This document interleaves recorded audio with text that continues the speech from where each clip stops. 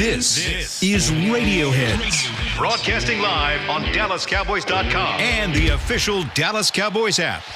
Now, your hosts, Tyler Clutts, Kristi Scales, and Brad Sham. And welcome to all of you joining us on DallasCowboys.com and to the literally tourists passing by the window of the podcast studio at the Star. About 6 of them had Vikings jerseys on, and we're kind of showing those off after last night. Did I see a Tyler Clutts jersey? You did see a Tyler Clutts jersey. I actually saw 3 of them. I'm pretty sure. It might have been part of the reflection in the mirror might have in just the been window. Looking at I was going to say, that is Oh, Tyler. there's Tyler Clutts. I was like, I didn't see him. He's Where like did a you doppelganger out there. Your like back a doppelganger. is to the tourists as we sit here. Yeah, but in we'd the also studio. like to thank those Viking tourists for paying to come to the Star and Yep, take thanks a tour. very Thanks much. for your A money. lot Thank easier you. to stick around after last night. That's yes, for sure. And so we must start there. The Cowboys lost to the Minnesota Vikings.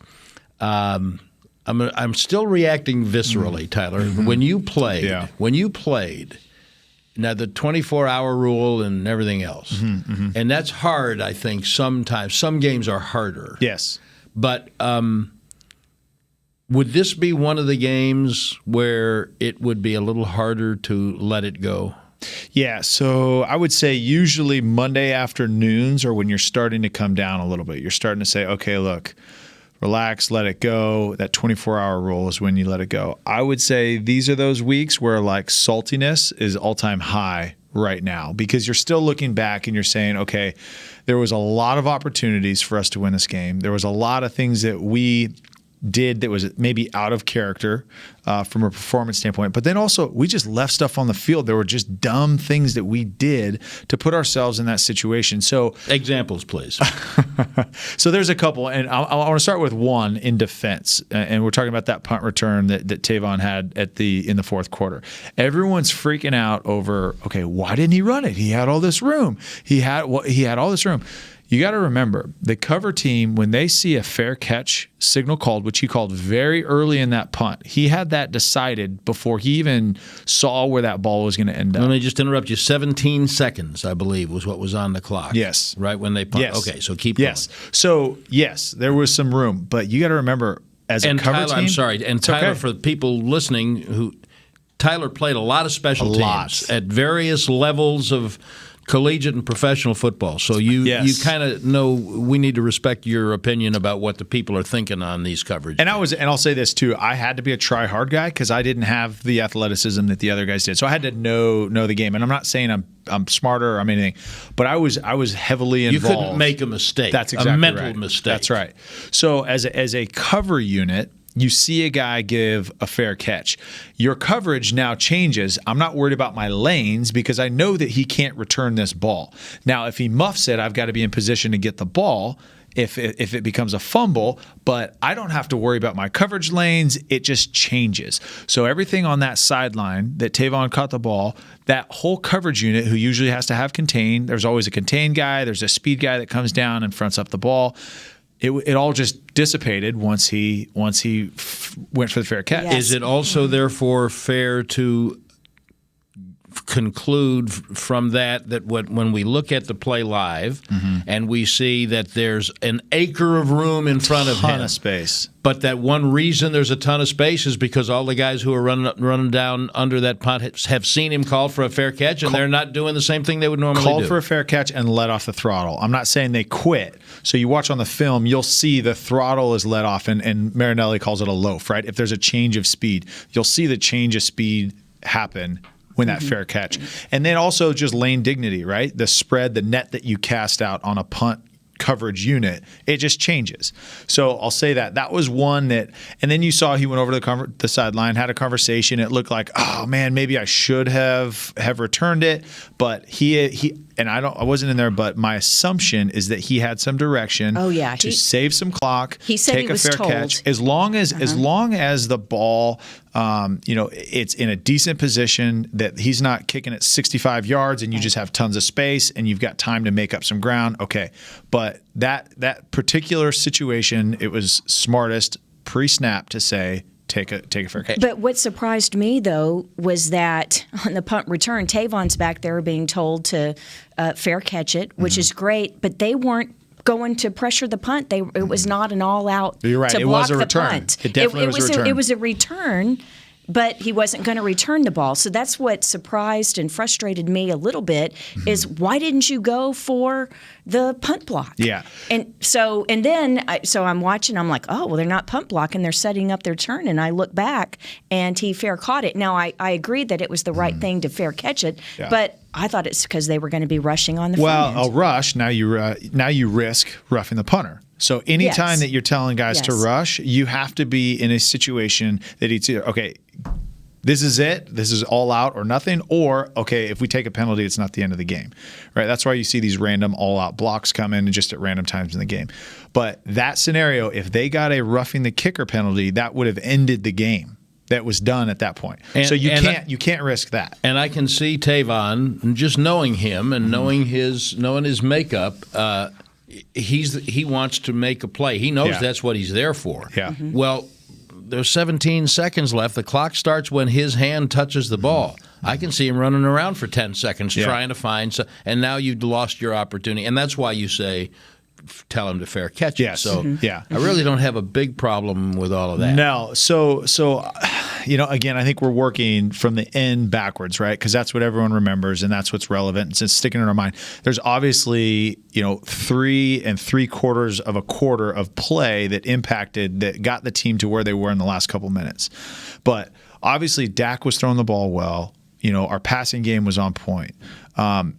My biggest question mark is that third down play on the final drive. And final drive or the next to the final drive? The next to the final drive. I'm sorry, next to the final drive. The RPO. Yes, exactly. And so, the third down call. Why we're going to run laterally in a third and short situation where we have to get that first down. We have time, but we have to get the first down. We have to convert it. And we're going to run sideways. I didn't understand that. To mention, okay, Zeke was averaging less than 2 yards a carry prior to that. And then obviously the run game's not getting going. And then it's a combo block between Connor and Travis, uncharacteristic of Travis to overtake it. But Connor didn't get enough off of the stunt. He had the 3 technique that made the A move, which is, if you're listening and don't know what an A move is, it's when a defensive tackle lines up in the B gap, crosses the guard's face. The B gap is between the guard and the tackle. Correct. And the A gap, so he makes an A move, so he goes from there, in essence, around the guard into the gap between the guard and the center. Correct. And so it was a combo block, so that's where Travis and Connor are working together. Connor has to get take something off of that tackle so that Travis can overtake him and reach him so that Zeke can get to the edge, right? You think that I'm going to trust Tyron to get his one-on-one block on the edge. So that combo block. Well, Connor didn't get much on the D tackle, and then Travis didn't get anything onto him. And then he redirected, and obviously the outcome that we saw. But the play call to me was the interesting thing, is why you're going to run a lateral run when it just hasn't been working all day. And I know maybe you're trying to confuse them, try to do something third and 2 at that time, 3rd and 2. And so that call baffled me. I'm more concerned with the next call, the 4th down. So I still haven't watched the tape, and I don't know why he chose to throw to Zeke. I don't know what else he had available. Have you looked at it? Yeah, so I didn't see what the other side, because the TV copy didn't, because they just focused on that side. So I haven't watched the coach's copy. But just a logical perspective here is although Zeke is arguably our best player, right?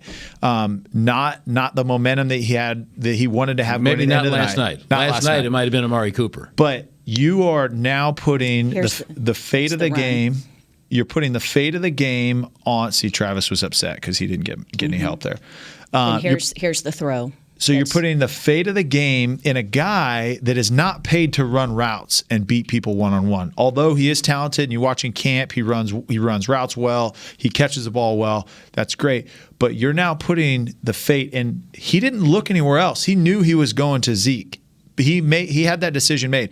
The leverage was there. I mean, it was, but you're just putting Zeke in a tough situation to win that, and you don't have any other outlets.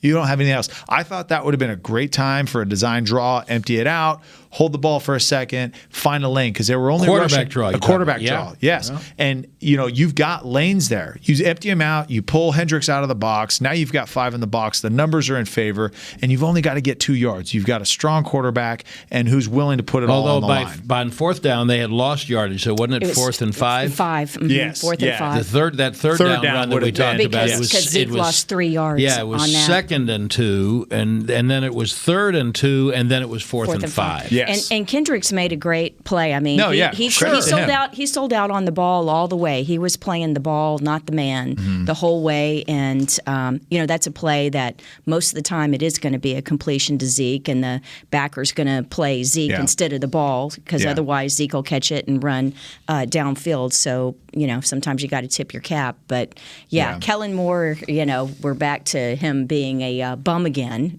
For Cowboys Nation, and he's just not. wondering. He called a great game. It was Dak almost has 400 passing yards. It was one-sided because you could not run the ball the entire game, and so just a frustrating end to what had been a very entertaining game. It had been after the first quarter. Go ahead. Yeah, I was going to say, I do think that he did call a good game. Like, yes, that last thing that everyone's stuck with, I think he called a great game in that, okay, Zeke wasn't getting going, okay, but he didn't overdo it. He understood, okay, hey, what's working? We're going to play into our strengths. We know Amari's hot, Gallup's hot, Randall Cobb's hot. Let's take advantage of that. Let's supplement with a little wit, with a little Jarwin.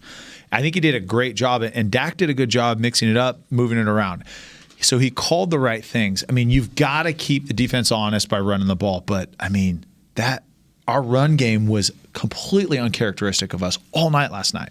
And I want to give credit to Minnesota because I never want to say, oh, they didn't do their job. They did, but we didn't play how we're capable of at all last night. Well, and what was even more impressive about what they were able to do in the passing game, the Cowboys, is that they were in such long third down situations. Mm-hmm. I don't think we've ever seen a game where both teams were so good at third downs. Yeah. And not just third and short, but third and long. In this particular game, the Cowboys finished 9 of 15. That's 60% on third down, and the Vikings were at 57%, 8 of 14. And they were in some, not as long a down in distance as the Cowboys when you got to third down. But, just some – and some of those were just some amazing catches and good routes by the receivers. Amari Cooper, man, imagine if he's fully healthy.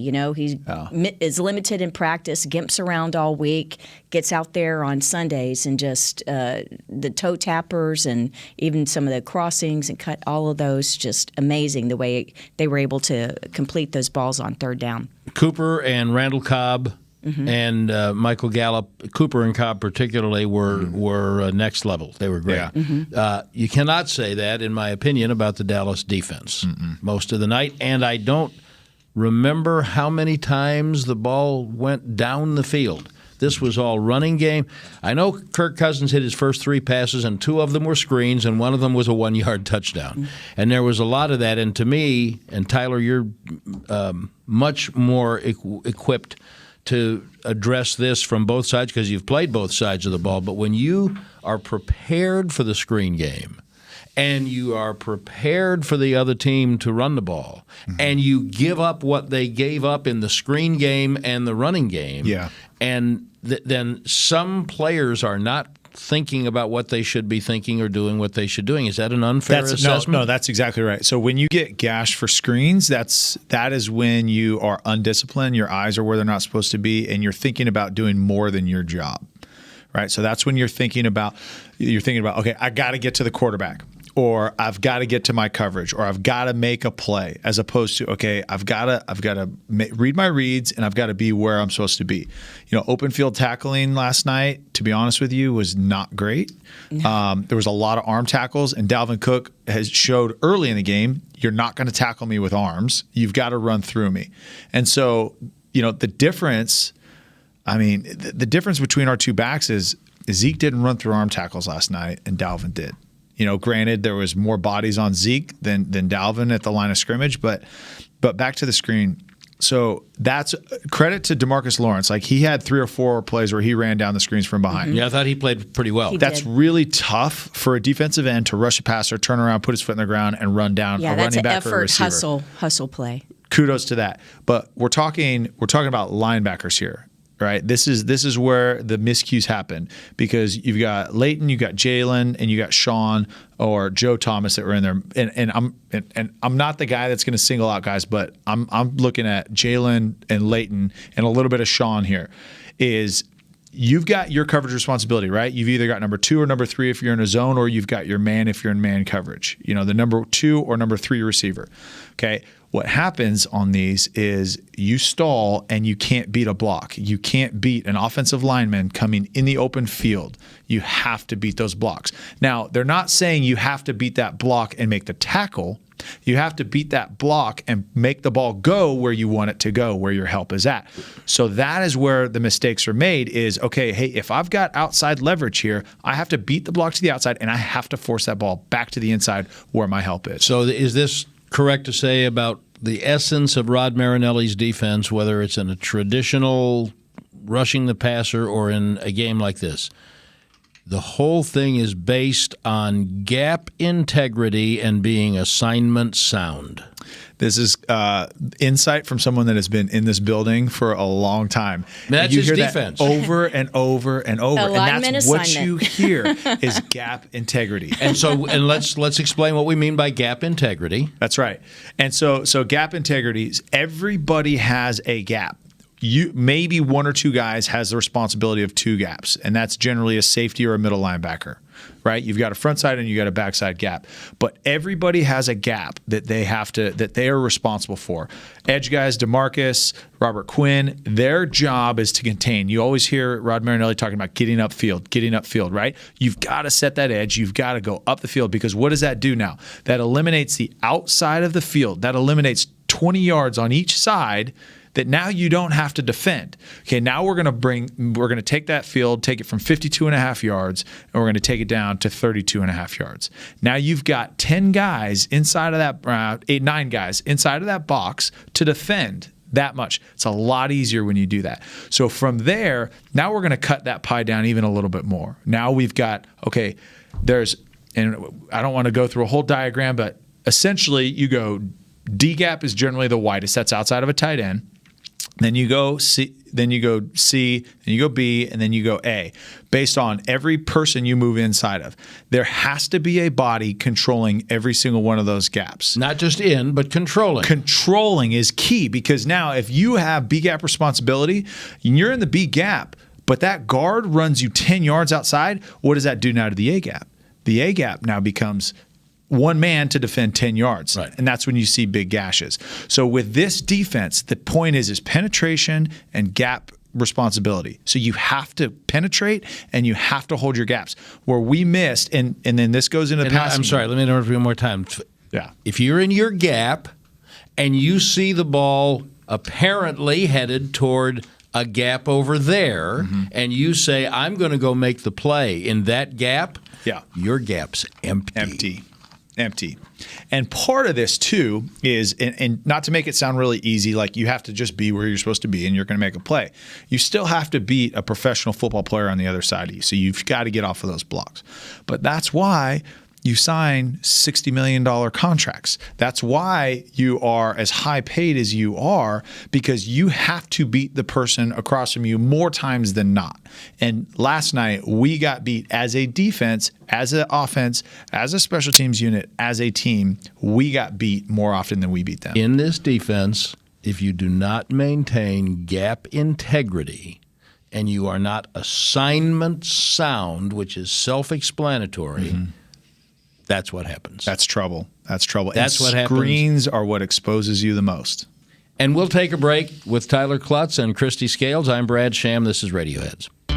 I'm Jay Novacek, former tight end for the Dallas Cowboys. Back in the day, I was the guy who always got the tough yards, and that's why I run with John Deere today. In fact, I have a John Deere 3025E tractor that can handle any yard work I need to do, even the tough yards way out back. So if you have 1 acre or 1,000, John Deere has the equipment that's just right for you. Visit a John Deere dealer today and run with us. We are the official tractor provider of your Dallas Cowboys. Whether you're into being a part of this or more into something like this,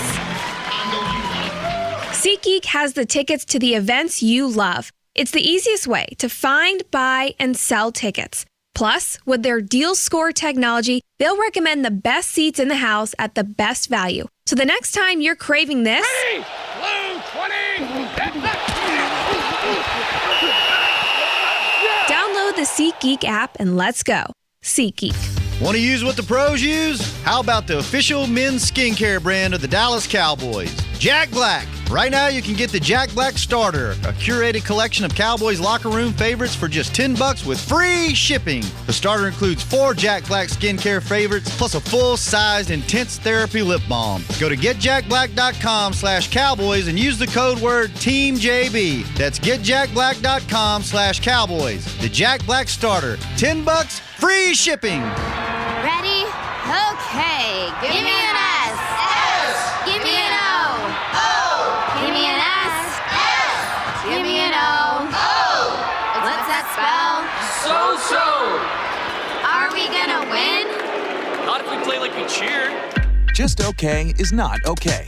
Whether it's cheerleaders or your wireless network, AT&T is America's best wireless network.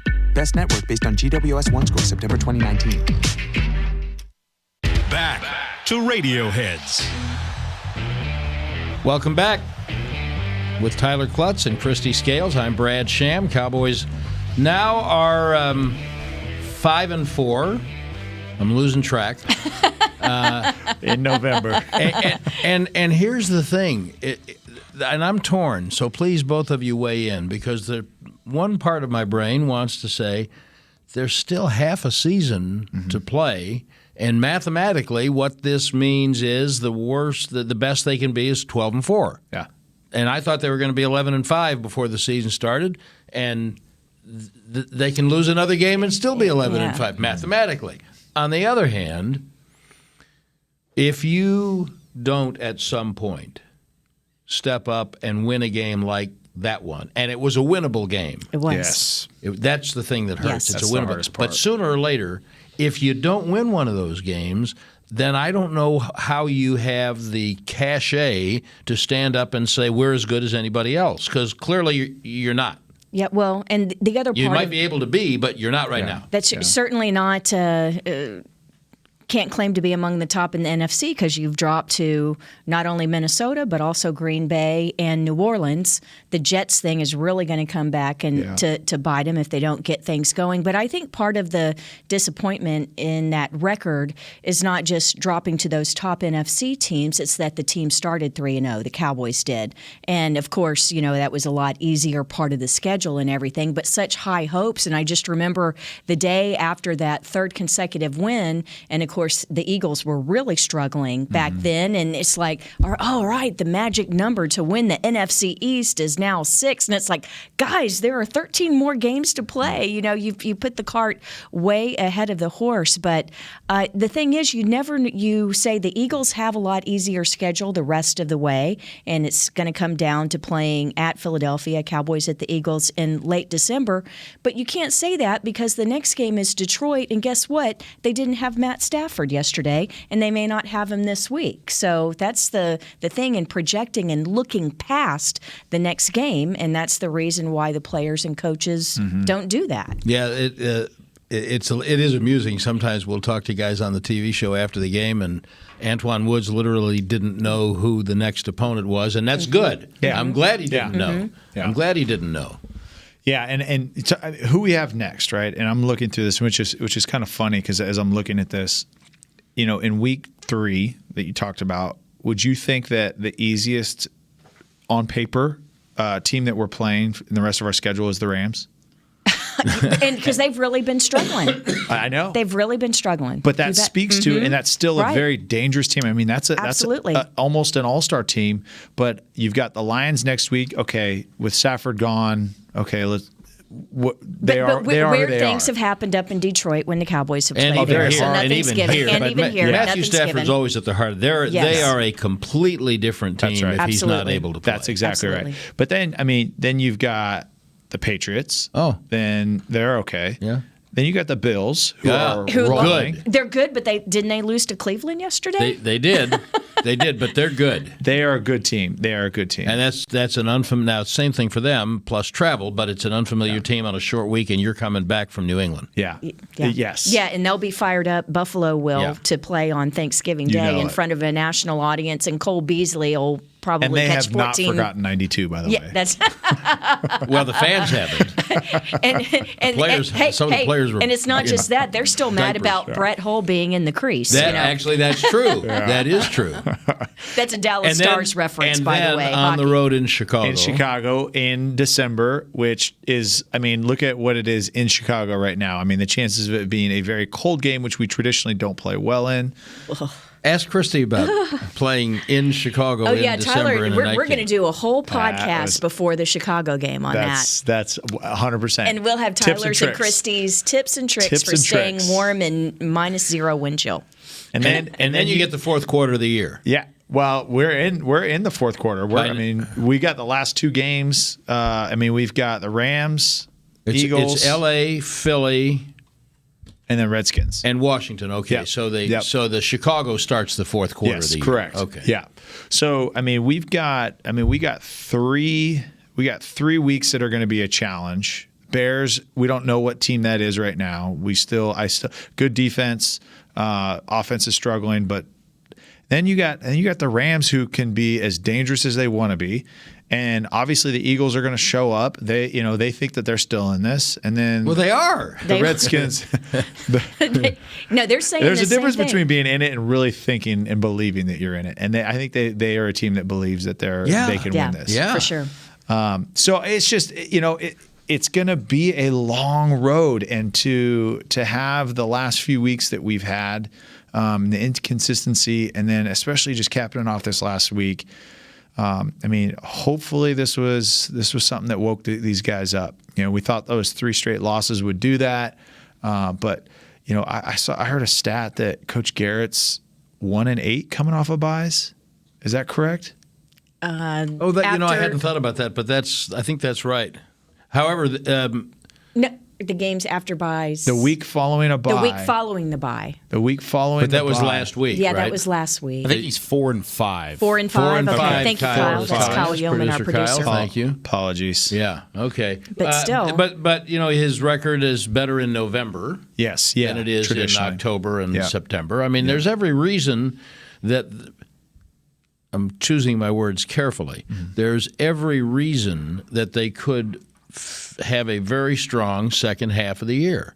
There is not every reason to believe that they will. Yeah. Because they have not given us evidence. Last year they did. Not this year, but last year. But this is not last year's team. This is this year's team. The difference last year is the defense was more consistent. Definitely. So much more. Maybe you can talk to us a little bit about the different when the names of the players are essentially the same. Yeah.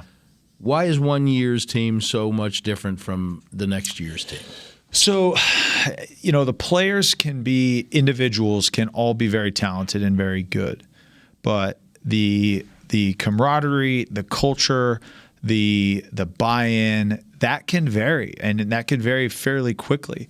And it all depends on, what's happening in those meeting rooms? What are the position leaders demanding out of those units? Like, one of the things that the offensive line, and I'm not saying that they've fallen off, but when Doug Free was here, there was a level of demand from the offensive line when Doug was running that unit that I don't know if we've seen, right? There's been that.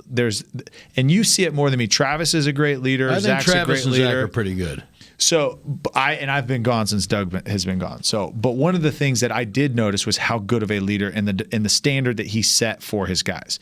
But it changes because, look, you have a couple pieces that are different. Like, the core group is here, but what is that week-to-week buy-in from those guys? What are they doing to live and eat and breathe everything that they do to win this game?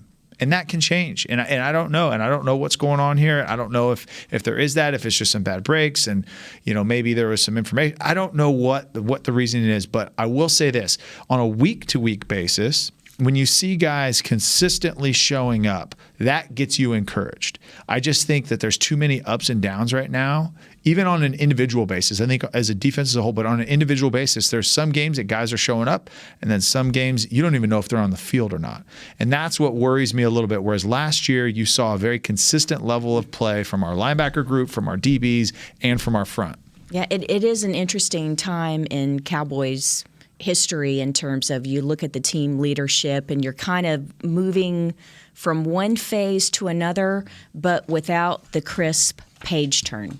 Yeah. And by that I mean you have Jason Witten coming back, and I think he rightfully is still letting the young guys, he didn't come back in and take things back over. He's let the young guys continue to grow within their leadership. Sean Lee, not playing as much, technically still a starter, but changed position to strong side, and Leighton the starter at weak side, and Sean no longer a team captain. Jalen Smith is one of the defensive captains. So, Sean is still a leader by example, but his role, frankly, it has changed.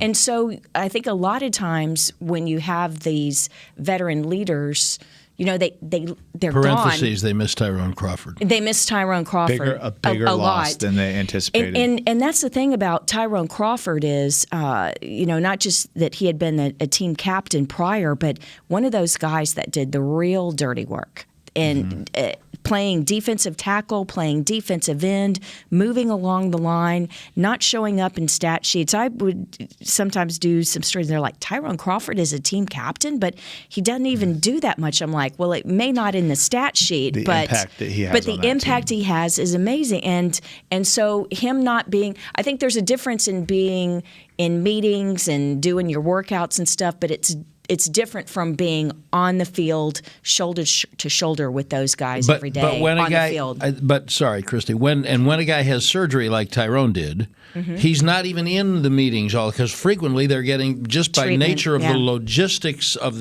of any organization, they're frequently getting medical treatment and doing rehab when practice and meetings are going on. That's right. And they don't just miss Tyrone Crawford on game day. Yeah. They miss Tyrone Crawford today. Yeah. They miss him on Wednesday and Thursday and Friday. They miss him in those meeting rooms because that guy that is always there that you just talked about, that's right. That's Tyrone Crawford. In that position, and you mentioned and the dirty work, the grunt work, right?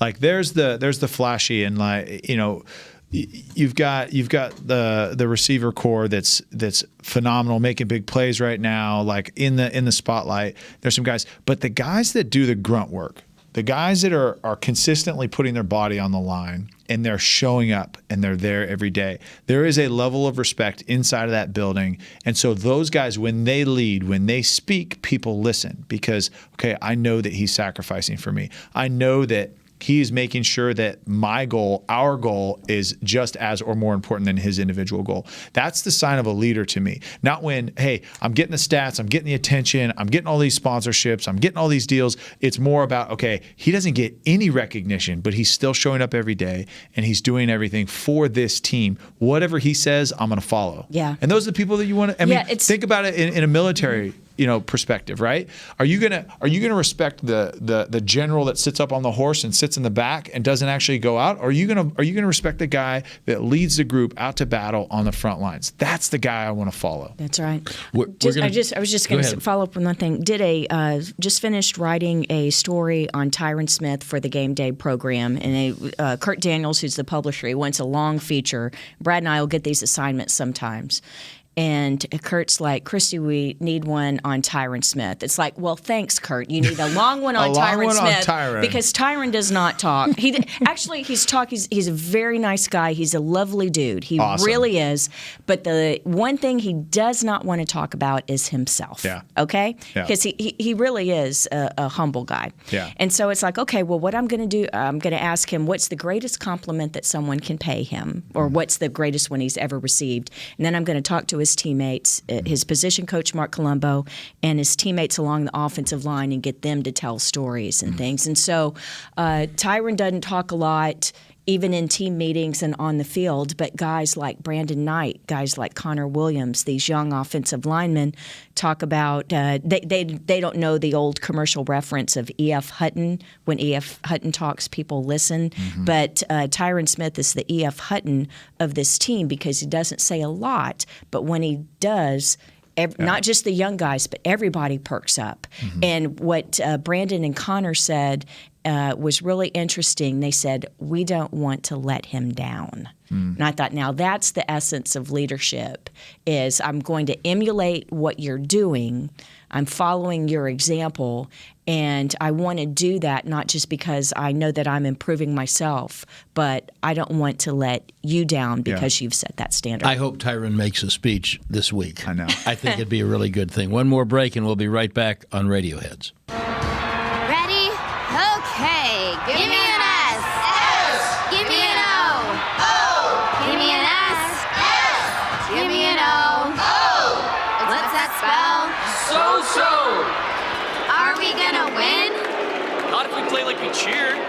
Just okay is not okay. Whether it's cheerleaders or your wireless network, AT&T is America's best wireless network.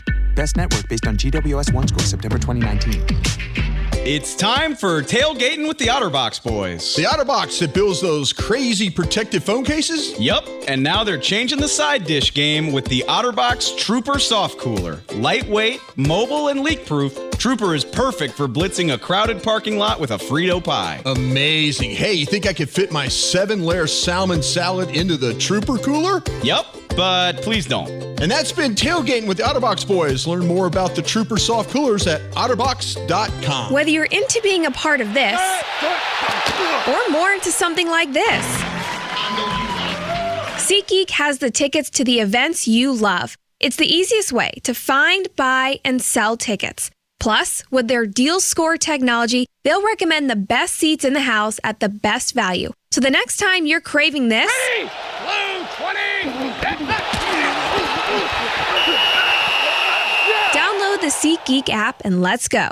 SeatGeek. Hey Cowboys Nation, this season when the Cowboys win, you get to experience the sweet taste of victory, because if the Cowboys win, the next day Dunkin' is offering a free medium hot or iced coffee. So don't just celebrate the Cowboys' success from the sidelines, head to Dunkin' and treat yourself to real victory, because this season Cowboys fans aren't only winning on game day, they're winning the next day too with a free medium coffee. Cowboys Nation runs on Dunkin'. Excludes cold brew. Limit 1 per guest. Participation may vary. Limited time offer. Back to Radioheads. Welcome back. Brad Sham with Kristi Scales and Tyler Clutts, and we are trying to unpack and then put away the Cowboys game with the Minnesota Vikings. And we'll be ready to move on right after I grouse about 57-yard field goal attempts on the first possession of the game. I understand having faith in your guy to kick one that will win a game. I'm a big risk-reward believer. Personally, based on all my years of coaching, I would say thank you. I would say that the risk is the reward is not worth the risk. No. What are players thinking when that happens? So it's tough as a head coach. You want your guys to know that you believe in them. So Brett Maher has made some really big kicks, but he's also missed some kicks that should have been made. Now, 57 is that's a tough range. I'm not saying that. I mean, 1% of 1% of 1% of the population could make that kick with no pressure, in his face. But I also think risk reward. Think about it that way. As a defense, what do we want? Do we want the first possession of the opponents to be pinned inside of the 10, or do we want to be covering a kick, or do we want to start at the 50-yard line? Okay, or we cover a kick in there at the 25. I think from a momentum standpoint, the right thing is to punt and pin them down. Like, okay, hey, we crossed the 50, great. Okay, let's go recharge. Let's tilt figure the it field. out. and put their backs up to the wall and make them earn 95 yards. And if you believe in your defense, you say, we'll play defense and we'll get a short field. Well, this is the second week in a row that the defense was put in very bad position. It was worse against the Giants. Of course, that was Dak throwing the interception on the first play. Yes. But which is that's different. It's a sudden change defense and all. But that's a sudden change. A missed field goal is considered sudden change. And so they had to go 53 yards instead of 8 yards. But the difference was the defense made a great stand. And when they came out and after that Dak interception and the defense, after 3 plays, held the Giants to a field goal, I knew the game was over and the Cowboys were going to win. See, that that's game. a great point because I thought last week, given the disparity between the Giants and the Vikings, I thought that the ability to handle sudden change was the story of the game. 2 big kick returns, that interception, and the 65-yard screen. And all of them resulted in field goals. And last night... touchdowns. No, not so much. And Kyle Rudolph, that was an amazing catch. That 1-yard touchdown catch against Sean Lee. I thought Cousins down at field level. I thought Cousins was just trying to throw it away. He might have been. Yeah, may have been, but because I still think Joe Montana was trying to throw it away. So you guys, here's a question. You guys, and this was one thing that I thought because Sean Lee kind of got pointed out here for the coverage on Kyle Rudolph, right? So I know Sean has traditionally been our best cover linebacker, and he's really savvy and he gets it. But a matchup like that, you're telling me that Van Der Esch is not a better matchup to put on Kyle Rudolph? And I know alignment and assignment changes it, but from a coverage and athleticism standpoint, is Van Der Esch not the better option in a red zone versus a 6'5" tight end? Well, he's bigger and more athletic. I don't know what's involved in and that was just a question. Yeah, I don't know what his responsibility was on that in a play vacuum. in particular. In a vacuum, sure, but they don't. But play the reason I asked that is because it was twice, right? Yeah, it was twice, and so you're in the red zone. What is there that they've got? Adam Thielen that's hurt, not on the field. Well, the old saying, fool me once, shame on me.